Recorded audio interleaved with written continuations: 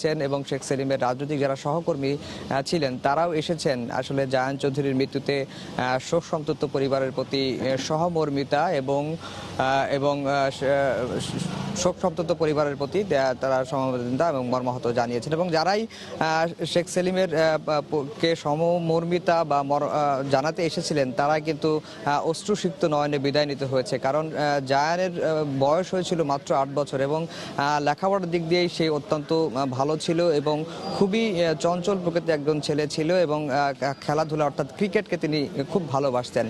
তো আমরা এখন পর্যন্ত যতটুকু জানতে পেরেছি যে বুধবার দুপুর নাগাদ জায়ান চৌধুরীর লাশ বাংলাদেশে এসে পৌঁছাবে। এরপরে বাদ আসর তার নামাজে জানাজা হবে। নামাজে জানাজার শেষে বনানী কবরস্থানে তার দাফন করা হবে। আর এখন পর্যন্ত রাজনৈতিক নেতাকর্মী যারা রয়েছেন আওয়ামী লীগ থেকে শুরু করে শেখ সেলিমের যারা রাজনৈতিক সহকর্মী ছিলেন তারা সবাই কিন্তু এখন এসে বনানীর যে বাড়িতে শেখ সেলিমের বাড়িতে তারা এসে সহমর্মিতা জানাচ্ছেন এবং শোক সন্তপ্ত পরিবারের প্রতি মানে যে সহমর্মিতা সেটি জানাচ্ছেন এবং যারাই সহমর্মিতা জানিয়ে বের হচ্ছেন তারাই কিন্তু আসলে অশ্রুসিক্ত নয়নেই বের হচ্ছেন এবং তারা সবাই আল্লাহর কাছে দোয়া চাচ্ছেন যে যেহেতু এই নিরীহ বা নিষ্পাপ একটি শিশু সন্ত্রাসী হামলায় নিহত হয়েছে তার জন্য আসলে দোয়া করা ছাড়া কোনো কিছু করার নাই। আমরা দিনভরে দেখেছি যে এই বাড়িতে কোরআন খতম হয়েছে এবং কোরআন খতমের পরেই কিন্তু এখনও বিভিন্ন রাজনৈতিক দলের নেতাকর্মীরা এসে এই শেখ সেলিমের পরিবারকে সহমর্মিতা জানাচ্ছেন। তো এই ছিল আসলে বনানী থেকে আমার কাছে সবশেষ খবর। তামিম। বনানীর শেখ সেলিমের বাসার সামনে থেকে আমাদের সাথে যুক্ত হয়েছিলেন সহকর্মী আফজাল হোসেন। সিরিজ বোমা হামলার পর শ্রীলঙ্কায় অবস্থানরত আতঙ্কিত বাংলাদেশিদের অনেকেই দেশে ফিরতে শুরু করেছেন। বোমা হামলার পর দেশটির প্রশাসনের সহযোগিতায় সন্তোষ প্রকাশ করেন তারা। এদিকে শ্রীলঙ্কায় হামলার পর শাহজালাল আন্তর্জাতিক বিমানবন্দরে নেওয়া হয়েছে বাড়তি নিরাপত্তা ব্যবস্থা। রোববার শ্রীলঙ্কায় গির্জা ও হোটেল সহ বিভিন্ন জায়গায় বোমা হামলার পর আতঙ্কিত হয়ে পড়েন সেখানকার বাংলাদেশি সহ বিদেশি পর্যটকেরা। উৎকণ্ঠিত স্বজনরা যোগাযোগ শুরু করেন নিজ নিজ দেশের দূতাবাসগুলোর সঙ্গে। সোমবার বেলা 12টায় কলম্বো থেকে আসা শ্রীলঙ্কান এয়ারলাইন্সে বাংলাদেশে ফেরেন অনেকেই। এয়ারলাইন্সটি জানায় 250 যাত্রীর মধ্যে 200 জনই বাংলাদেশি। এদের মধ্যে বেশিরভাগই বেড়াতে ও ব্যবসার কাজে শ্রীলঙ্কা গিয়েছিলেন। রাতে গিয়েছি, আবার সকালবেলা চলে আসলাম। এই যে এখন চলে আসলাম সিচুয়েশনের কারণে। জি, সবার মধ্যে একটা আতঙ্ক বিরাজ করতেছে। দেন যার ইমার্জেন্সি নাই তারা সবাই চলে আসতেছে। Actually, this is the very, very bad experience. Sri Lanka is a very peaceful country. We not expecting like this same situation. তবে দেশে ফেরাদের কেউই হামলার শিকার হোটেলগুলোতে ছিলেন না বলে জানিয়েছেন। তবে বোমা হামলার পর শ্রীলঙ্কার প্রশাসনের সহযোগিতা ও নিরাপত্তা নিয়ে সন্তুষ্টি প্রকাশ করেছেন দেশে ফেরত আসা বাংলাদেশিরা। ওরা খুব কন্ট্রোল করেছে, খুব সুন্দর করেছে, ওরা খুব বিধ্বস্ত। এই ঘটনা হওয়ার পরে যাওয়া নিষেধ, দোকান যায় না। এদিকে শ্রীলঙ্কায় হামলার পর ঢাকার হযরত শাহজালাল আন্তর্জাতিক বিমানবন্দর এলাকার নিরাপত্তা ব্যবস্থা জোরদার করা হয়েছে। যে কোনো ব্যক্তি বা পরিবহনকে বিমানবন্দরে ঢুকতে বেরোতে একাধিকবার চেকিং এর মুখোমুখি পড়তে হচ্ছে। ফয়সাল মোর্শেদ, সময় সংবাদ, ঢাকা। এদিকে তথ্য থাকার পরও শ্রীলঙ্কায় সিরিজ বোমা হামলা ঠেকাতে না পারাটা সেদেশের গোয়েন্দা ব্যর্থতা বলে মনে করছেন বিশ্লেষকরা। ভয়াবহ হামলার পেছনে দেশের বাইরের কোনো শক্তি থাকতে পারে বলেও মত তাদের। অপেক্ষাকৃত সফট টার্গেট হিসেবেই হামলাকারীরা গির্জাকে বেছে নিয়েছে। এ ধরনের হামলা বিশ্বব্যাপী ধর্মীয় সম্প্রীতিকে হুমকির মুখে ফেলে দিয়েছে বলে মনে করছেন বিশ্লেষকরা। রিপোর্ট খান মোহাম্মদ রুমেলের। 26 বছর বয়সী স্থায়ী গৃহযুদ্ধের বিভীষিকা কাটিয়ে শ্রীলঙ্কায় শান্তি ফিরেছে 1 দশক আগে। 2009-এর পর শ্রীলঙ্কায় এত বড় রক্তপাত এটিই প্রথম। অন্যভাবে বললে গৃহযুদ্ধের সময় 1995 সালে একই রকম একটি হামলায় মারা গিয়েছিলেন 147 জন খ্রিস্টান নাগরিক। কিন্তু দেশটিতে যখন আপাত শান্তি বিরাজ করছে ঠিক সেই সময় প্রায় 300 নিরীহ নাগরিকের প্রাণহানি, তাও ধর্মীয় উপাসনালয়ে, হতবাক করেছে পুরো বিশ্বকে। হামলার 24 ঘন্টার বেশি সময় পর শ্রীলঙ্কা জানালো ন্যাশনাল তৌহিদ আল জামাত আল ওয়াতানিয়া এই হামলার পেছনে জড়িত। বিশ্লেষকরা বলছেন এই নৃশংসতার পেছনে থাকতে পারে তৃতীয় কোনো শক্তি। প্রাইম মিনিস্টার রনিল বিক্রমসিংহে বলেছেন যেটা যারা করেছে হামলাকারী তারা সিংহলের নাগরিক। কিন্তু এইটা এত অর্গানাইজ করার পিছনে আমার মনে হয় যে এটার মধ্যে বাইরের কোনো শক্তি বা সংগঠন, সমর্থন, অর্থ এগুলো থাকার খুবই সম্ভাবনা আছে। তারা বলছেন এই হামলার পর শুধু শ্রীলঙ্কা নয়, পুরো দক্ষিণ এশিয়ার নিরাপত্তা নিয়েই ভাবতে হবে নতুন করে। আমি তো অবশ্যই মনে করি যে এটা শুধু শ্রীলঙ্কার জন্য মাথা ব্যথা নয়, এই সারা বিশ্বের নিরাপত্তার জন্য বড় ধরনের মাথা ব্যথার কারণ হয়ে দাঁড়ালো। নিউজিল্যান্ডের ক্রাইস্টচার্চের পর শ্রীলঙ্কার কলম্বো রক্তের স্রোত বেড়েই চলেছে, আর এর ফলে বিশ্বজুড়ে ধর্মীয় সম্প্রীতি হুমকির মুখে পড়বে বলেও মনে করেন তারা। বিশ্বে আন্তধর্ম সহস্থানের যে জায়গাটি ছিল, সেই জায়গাটির একটা মহাপ্লাবন ঘটে গেল এই ক্রাইস্টচার্চের ঘটনার মধ্য দিয়ে এবং পরবর্তীতে এই ঘটনার মধ্য দিয়ে। এই পরিস্থিতি মোকাবিলায় সকল রাজনীতির ঊর্ধ্বে উঠে সবাইকে শ্রীলঙ্কার পাশে দাঁড়ানোর আহ্বান তাদের। খান মোহাম্মদ রুমেল, সময় সংবাদ, ঢাকা। রাতের সময়ে আরও থাকছে। মাওয়ার ইয়ার্ড থেকে জাজিরা প্রান্তে পিলারের কাছে নেওয়া হয়েছে পদ্মা সেতুর 11তম স্প্যান। কাল বসানো হলে দৃশ্যমান হবে 1650 মিটার।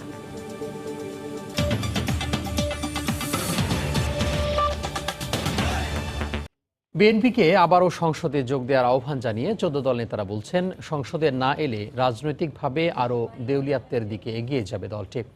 ঐতিহাসিক মুজিবনগর দিবস উপলক্ষে রাজধানীতে আলোচনা সভায় কথা বলেন বক্তারা। বাংলাদেশকে ব্যর্থ রাষ্ট্রে পরিণত করতে বিএনপি নানা ষড়যন্ত্র করছে বলেও অভিযোগ করেন তারা। বিএনপি জামাতের এই ষড়যন্ত্রের বিরুদ্ধে আমাদের সবাইকে রুখে দাঁড়াতে হবে। এই অপশক্তিকে রাজনীতি থেকে বিদায় করতে না পারলে বাংলাদেশের সুস্থ রাজনীতি, শান্তি কোন অবস্থাতেই ফিরে আসবে না। তাদের লক্ষ্য হচ্ছে বাংলাদেশকে ব্যর্থ রাষ্ট্রে পরিণত করা। এরা বাংলাদেশে ক্যান্সারের বিষ ফোড়া। যতদিন এই বিষ ফোড়া আমাদের শরীরে থাকবে, ততদিন এই বাংলাদেশের উন্নয়ন অগ্রগতি স্বাভাবিকভাবে চলার ক্ষেত্রে বারবার আঘাত আসবে, বারবার হোঁচট খাবে। যারা মনে করেন বিএনপি জামাত রাজনীতির মঞ্চ থেকে বিদায় হলে গণতন্ত্র দুর্বল হয়, তাদের আমি উত্তরে বলতে চাই, গণতন্ত্র দুর্বল হয় না। গণতন্ত্র দুর্বল থাকে যদি জঙ্গি জামাত বিএনপি রাজনীতির মঞ্চে উকি ঝুঁকি মারতে থাকে।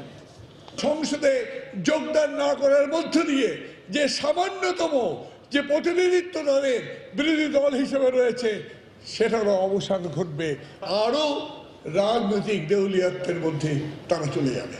বিএনপির বন্ধুদের বলতে চাই, আপনাদের ডেট লাইন 30 এপ্রিল, 30 তারিখের মধ্যে সিদ্ধান্ত দিতে হবে পার্লামেন্টে যাবেন কি যাবেন না। না হলে আপনার সংসদ সদস্য থাকবেন, মনে রাখবেন। যদি সাহস থাকে পার্লামেন্টে যে গলা উঁচু করে কথা বলেন, পার্লামেন্টে না আসেন, আপনাদের আমল যাবে, সারাও যাবে। বেগম জিয়াকে মুক্ত করতে দুর্বার গণ আন্দোলন গড়ে তুলতে নেতাকর্মীদের প্রতি আহ্বান জানিয়েছেন বিএনপি মহাসচিব মির্জা ফখরুল ইসলাম আলমগীর। বিকেলে জাতীয় প্রেস ক্লাবে আয়োজিত অনুষ্ঠানে বক্তব্য রাখেন তিনি। মির্জা ফখরুল বলেন, পরিকল্পিতভাবে দেশকে গণতন্ত্রহীন করা হচ্ছে। সুপরিকল্পিত ষড়যন্ত্র চক্রান্তের মধ্য দিয়ে বাংলাদেশকে গণতন্ত্রবিহীন করা হচ্ছে। রাষ্ট্রের সমস্ত গণতান্ত্রিক প্রতিষ্ঠানগুলোকে ভেঙে দিয়ে আজকে এক দলীয় শাসন ব্যবস্থা প্রবর্তন করার চেষ্টা। গণতন্ত্রকে রক্ষা করবার জন্য, আমাদের গণতন্ত্রের মাহাতা দেশকে মুক্ত করবার জন্য আমাদের আজকে সকলকে ঐক্যবদ্ধ হয়ে আজকে আন্দোলন, দুর্বার আন্দোলন করে তুলতে হবে। রাতের সময় আরও থাকছে। কুমিল্লায় সিনিয়র জুনিয়র দ্বন্দ্বে প্রাণ গেল স্কুল ছাত্র মিরনের। জড়িতদের গ্রেফতারের দাবি স্বজন ও এলাকাবাসীর।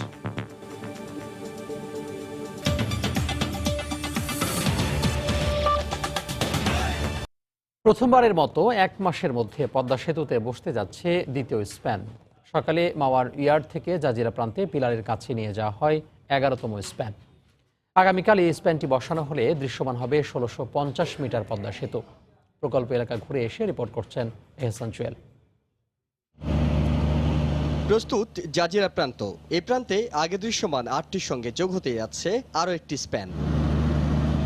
এই জাজিরা প্রান্ত দিয়েই শুরু হয় পদ্মা সেতুর স্প্যান বসানোর কাজ। 34 নম্বর পিলারের উপর আগেই স্প্যান বসানো আছে। এবার 33 নম্বর পিলারের সঙ্গে জোড়া লাগিয়ে বসানো হবে একাদশ স্প্যান। আনুষঙ্গিক সব আয়োজন সম্পন্ন করে ফেলেছেন প্রকৌশলীরা। তবে হঠাৎ আসা কালবৈশাখী ঝড় এবং স্পেনবাহী ক্রেন চলাচলে নদীতে নাব্য সংকট তৈরি হওয়ায় জাজিরা প্রান্তে সবশেষ স্প্যানটি বসাতে 2 দিন সময় লেগেছিল। আমাদের টার্গেট কালকে নাও হইতে পারে, পরশু দিনও চলে যেতে পারে। এখানে এত অনেক খুঁটিনাটি জিনিস আছে। হ্যাঁ, ধরে নিই ইনশাল্লাহ আমরা কালকেই করবো, এটাই আমাদের টার্গেট। এখন যতই সময় যাচ্ছে, এটা দৃশ্যমান হচ্ছে, মানুষ আস্তে আস্তে আরও বেশি আশাবাদী হচ্ছে। এটাই আমাদের পাওয়া, যে ঠিক আছে, মানুষের আগে যে কনফিডেন্সটা ছিল না, হবে কি হবে না, দিন দিন কনফিডেন্সটা বাড়তেছে। মহাপ্রান্তে স্প্যান বসাতে নদীর পাড় থেকে দূরত্ব বেশি না হওয়ায় যেদিন স্প্যান বসানো হয় সেদিনই এটি ইয়ার্ড থেকে নিয়ে যাওয়া হয়। তবে জাজিরা স্প্যানটি নির্ধারিত পিলারের কাছে নিয়ে যেতে 5 কিলোমিটারের বেশি পথ পাড়ি দিতে হবে বলে সোমবার সকালেই রওনা দিয়েছে স্প্যানবাহী ক্রেন। নদীর দুই প্রান্তে এখন একসঙ্গে বসানো হচ্ছে স্প্যান। সময়ের সাথে সাথে পাল্লা দিয়ে তাই বাড়ছে সেতুর দৈর্ঘ্য। একাদশ এই স্প্যানটি বসানোর মধ্য দিয়ে আপাতত দৃশ্যমান হচ্ছে 1650 মিটারের সেতু। তবে আসার কথা হলো আগে একটির পর অন্য একটি স্প্যান বসাতে যে দীর্ঘ বিরতি পড়ত সেটি এখন অনেক বেশি কমে এসেছে। ইহসান জুয়েল, সময় সংবাদ, জাজিরা, শরীয়তপুর। স্ত্রীর স্বীকৃতি চাইতে গিয়ে লক্ষ্মীপুরে আগুন হামলার শিকার তরুণী ঢাকা মেডিকেলের বার্ন ইউনিটে মারা গেছেন।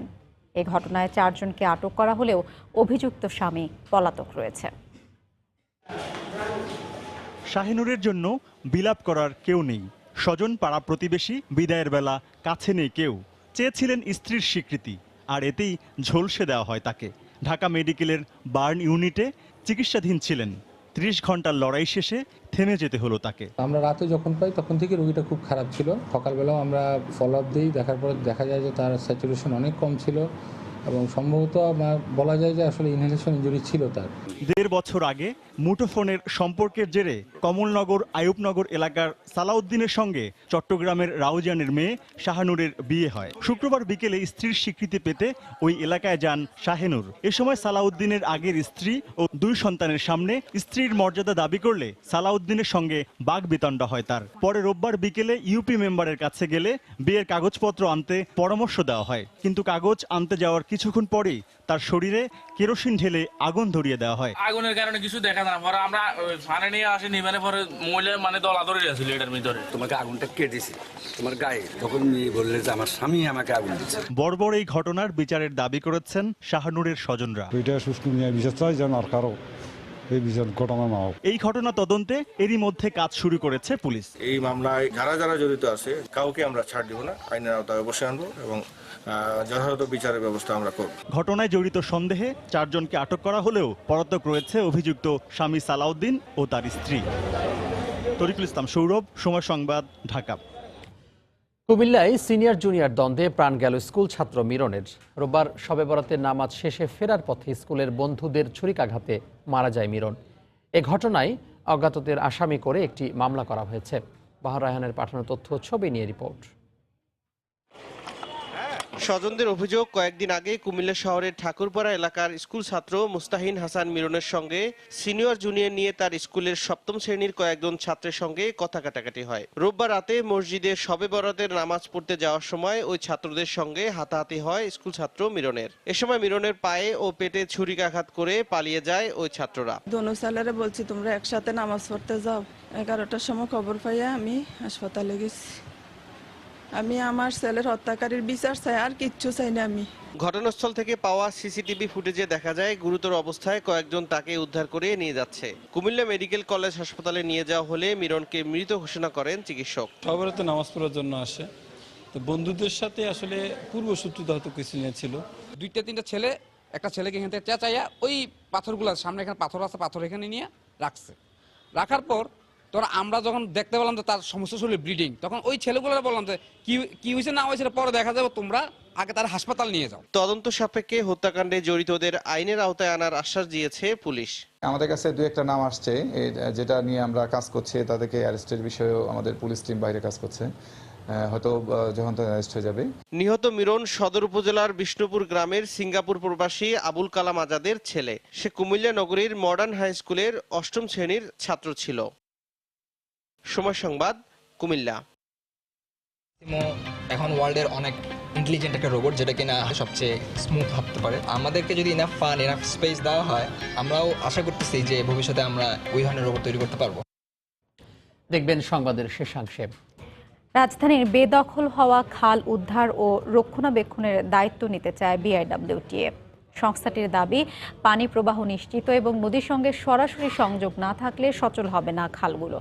ওয়াসা এবং সিটি কর্পোরেশনের তুলনায় জনবল, অভিজ্ঞতা এবং যন্ত্রপাতির সক্ষমতা বিবেচনায় এ উদ্যোগ নিতে চায় তারা। বিষয়টিকে স্বাগত জানিয়ে ঢাকা ওয়াসার মন্তব্য, সাময়িকভাবে নয়, পূর্ণ দায়িত্ব নিতে চাইলে আপত্তি নেই। মিজানুর রহমান খবিরের রিপোর্ট। কয়েক দশক আগেও রাজধানীর বুক চিরে বয়ে যাওয়া ৬৫টি খাল দখল দূষণে হারিয়ে গিয়ে ২৬টিতে এসে দাঁড়িয়েছে। তবে এগুলোর বেশিরভাগই সুয়ারেজ লাইন হিসেবে ব্যবহৃত হয়, কোথাও বা অস্তিত্ব একেবারেই হারিয়েছে। অভিযোগ রয়েছে, খাল থেকে কঠিন বর্জ্য না তুলে কেবল ভাসমান আবর্জনা তোলার কারণে নাব্য থাকে না এগুলোতে। দখলমুক্ত করার নামে সাময়িক উচ্ছেদেও মেলে না কোনো সুফল। বিআইডব্লিউটি এর দাবি, উচ্ছেদ করে পার বাধাই করলে স্থায়ী রূপ পেতে পারে খালগুলো। উদ্ধারের অনেক কথা বলা হয়, কার্যকরী কিন্তু উদ্যোগটা নেওয়া হচ্ছে না। ঢাকা শহরের চারপাশের যে নদীগুলো বিআইডব্লিউটি এর নিয়ন্ত্রণাধীন, এবং এই নদীগুলোর সাথেই যেহেতু খালগুলো ঢাকা শহরের অভ্যন্তরে আন্তঃসংযোগ সৃষ্টি করছে, যানজট মুক্ত, পরিচ্ছন্ন, পরিবেশ সম্মত একটি শহর একটি উপহার দেওয়া সম্ভব যদি এই খালগুলোকে পুনরুদ্ধার করা যায়। আইনি জটিলতা, মালিকানা দ্বন্দ্ব সহ অন্য প্রতিবন্ধকতা দূর করতে বিশেষ উদ্যোগ না নিলে সময়ক্ষেপণ হবে। ঢাকার ভিতরে বিদেশের মতো অনেক ভেনিস বা ব্যাংককের মধ্যে করা হবে। দেখা যাক আমরা যে সহযোগিতা বিআইডব্লিউটিএ দেওয়ার দরকার সেটা আমরা দিব। বিআইডব্লিউটিএ তাদের সবচেয়ে বেশি সংখ্যক ড্রেজার তাদের আছে, এক্সকাভেটর আছে, এবং এই ধরনের ইকুইপমেন্ট আমাদের আছে। আমরা কাজ করে যাচ্ছি, আমাদের সক্ষমতা আছে। ঢাকার খালগুলোর বেশিরভাগেরই মালিকানা রাজুক, সিটি কর্পোরেশন, জেলা প্রশাসন সহ কয়েকটি সংস্থার। তবে এগুলো দেখভাল করার দায়িত্ব ঢাকা ওয়াসার। সংস্থাটি চায় একক কোনো কর্তৃপক্ষের হাতে দায়িত্ব হস্তান্তর করতে। যদি মনে করা হয় যে বিআইডব্লিউটিএ মানে সক্ষমতা বেশি, তাহলে বিআইডব্লিউটিএ এটা নিয়ে নিতে পারে সবটা। আংশিক নিয়ে অংশীদারিত্বের মাধ্যমে এই কাজটা সমাধান করা কোনোভাবেই আপনার সুচারুরূপে হচ্ছে না এবং হবেও না। ২৬টি খালে উন্মুক্ত অংশ রয়েছে মাত্র ৭২ কিলোমিটার। নৌযান চলাচল উপযোগী করতে গেলে বক্স কালভার্ট অপসারণের প্রয়োজনীয়তার কথাও জানায় বিআইডব্লিউটিএ। মিজানুর রহমান খবির, সময় সংবাদ, ঢাকা। ঠাকুরগাঁওয়ের সীমান্ত এলাকায় বিএসএফ এর গুলিতে এক বাংলাদেশি নিহত হয়েছেন। আরও একজনকে ধরে নিয়ে গেছে বিএসএফ। বিজিবি জানায়, ভোরে একদল বাংলাদেশি হরিপুরের দনগাঁও সীমান্ত এলাকায় অবস্থান করছিলেন। এ সময় ভারতের বসতপুর ক্যাম্পের বিএসএফ সদস্যরা তাদের লক্ষ্য করে গুলি করে। এতে ঘটনাস্থলেই সুমন নামে এক যুবক নিহত হন। পরে বাকিরা পালিয়ে গেলেও মাসুদ নামে অপর এক যুবককে আটক করে নিয়ে যায় বিএসএফ। লাশ উদ্ধার করে ময়নাতদন্তের জন্য ঠাকুরগাঁও সদর হাসপাতালের মর্গে পাঠানো হয়েছে। এদিকে গুলি ও আটকের প্রতিবাদ জানিয়ে বিএসএফকে পতাকা বৈঠকের জন্য চিঠি দিয়েছে বিজিবি। যন্ত্রমানবের কণ্ঠে বাংলায় মুক্তিযুদ্ধের ইতিহাস। বলছি দেশে তৈরি হিউম্যানয়েড রোবট লির কথা। মানুষের মতো হাঁটতে পারে, বাংলায় কথা বলতেও। শাহজালাল বিজ্ঞান ও প্রযুক্তি বিশ্ববিদ্যালয়ের ৫ শিক্ষার্থী তৈরি করেছেন রোবটটি। নরসাদ আহমদ চৌধুরী ছবিতে, আব্দুল আহাদ রিপোর্ট। আমি ভালো আছি, তুমি কেমন? নাম তার লি। বাংলা স্বরবর্ণ থেকে হারিয়ে যাওয়া লি ফিরে এসেছে রোবট হয়ে, যে তার দুটি পা দিয়ে মানুষের মতোই হাঁটতে পারে, কথা বলতে পারে বাংলায়। আমি বাংলাদেশকে ভালোবাসি। জানে স্বাধীনতা, মুক্তিযুদ্ধের ইতিহাস, গাইতে পারে গানও। কোনো কিছু জানতে চাইলে তার উত্তর দেয় সঠিকভাবে। আমার সোনার বাংলা, আমি তোমায় ভালোবাসি। লি বাংলাদেশের তৈরি একমাত্র রোবট যেটা হাঁটতে পারে। শাহজালাল বিজ্ঞান ও প্রযুক্তি বিশ্ববিদ্যালয়ের ৫ শিক্ষার্থী রোবটের উদ্ভাবক। অতীতেও এই বিশ্ববিদ্যালয়ে রিভো নামে রোবট তৈরি হলেও সেটা শুধু কথা বলতো। ও বাংলা গান বলতে পারবে, জাতীয় সঙ্গীত সেটাও বলতে পারবে। আর আমরা চেষ্টা করছি যেন একটা মানুষের মতো করে কথা বলতে পারে। বাংলা কনভারসেশনের আমরা একটা আর্টিফিশিয়াল ইন্টেলিজেন্স ডেভেলপ করেছি। সোফিয়াকে আপনার ইংলিশে প্রশ্ন করতে হইতো, আর এই রোবটকে আপনি বাংলায় প্রশ্ন করেন, সে বাংলায় উত্তর দিতে পারবে। আমার কৃত্রিম বুদ্ধিমত্তা দিয়ে মানুষের উপকার করতে চাই। আগামীর পৃথিবী হবে রোবটের। বাসাবাড়ি, অফিস, আদালত সবখানে দখলে নেবে রোবট। লিখে দিয়েও দৈনন্দিন কাজ করানো যাবে অনায়াসে। যে কোনো একটা ইন্ডাস্ট্রিতে দিতে পারেন, ট্রাফিক কন্ট্রোলে দিতে পারেন, যেখানে হচ্ছে অনেক কিছুতেই দেওয়া যাবে। বাইরের দেশে যত রোবট আছে যেগুলো বাইপ্যাডাল ওয়াকিং মানে দুই পায়ে হাঁটতে পারে, এমন রোবটে মিলিয়নস অফ ডলার খরচ করে ওরা। তো সেই হিসাবে আমরা এটার জন্য পেয়েছি 10 লাখ টাকা। আইসিটি মন্ত্রণালয়ের ইনোভেশন ফান্ড অনুদান দিয়েছে রোবট তৈরিতে। আরও সহায়তা পেলে এটিকে বিশ্বমানে নিয়ে যাওয়া সম্ভব। আসিমো এখন ওয়ার্ল্ডের অনেক ইন্টেলিজেন্ট একটা রোবট, যেটা কিনা সবচেয়ে স্মুথ ভাবতে পারে। আমাদেরকে যদি ইনাফ ফান, ইনাফ স্পেস দেওয়া হয় এবং আমরা যদি সময় দেই, আমরাও আশা করতেছি যে ভবিষ্যতে আমরা ওই ধরনের রোবট তৈরি করতে পারবো। লির ওজন 30 কেজি। এর তত্ত্বাবধানে ছিলেন জনপ্রিয় লেখক ডক্টর মোহাম্মদ জাফর ইকবাল। প্রধান অতিথি তোমাকে সালাম। জয় বাংলা। আব্দুল আহাদ, সময় সংবাদ, সিলেট। এ পর্যায়ে শীর্ষ সংবাদ জানিয়ে দিচ্ছে আরেকবার। শ্রীলঙ্কায় নিহত শিশু জায়ানের লাশ আসছে বুধবার। সমবেদনা জানাতে শেখ সেলিমের বাসায় ভিড়। দেশে ফিরছেন আতঙ্কিত বাংলাদেশি পর্যটকরা। শ্রীলঙ্কায় সিরিজ বোমা হামলার দায় স্বীকার উগ্রপন্থী গোষ্ঠী জামাত আল তৌহিদের। আবারও হামলার আশঙ্কায় সারা দেশে জরুরি অবস্থা জারি। বাংলাদেশে বিনিয়োগের সুবিধা নিতে ব্রুনাইয়ের ব্যবসায়ীদের আহ্বান প্রধানমন্ত্রীর। সুলতানের সঙ্গে বৈঠকে 7টি সমঝোতা স্মারক সই। বাংলাদেশকে ব্যর্থ রাষ্ট্র করা বিএনপির উদ্দেশ্য, মন্তব্য 14 দলের। সংসদে এসে সরকারের সমালোচনা করার আহ্বান। একদলীয় শাসন প্রতিষ্ঠার চেষ্টা চলছে, অভিযোগ বিএনপির।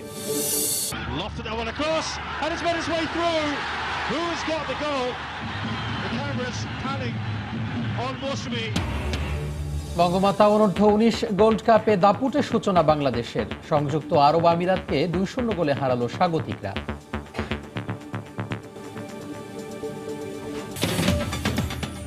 এই ছিল রাতের সময়। আপনার মোবাইলের সময় সংবাদ দেখতে ও সব খবর পেতে ডাউনলোড করুন সময়। সঙ্গে থাকুন সময়।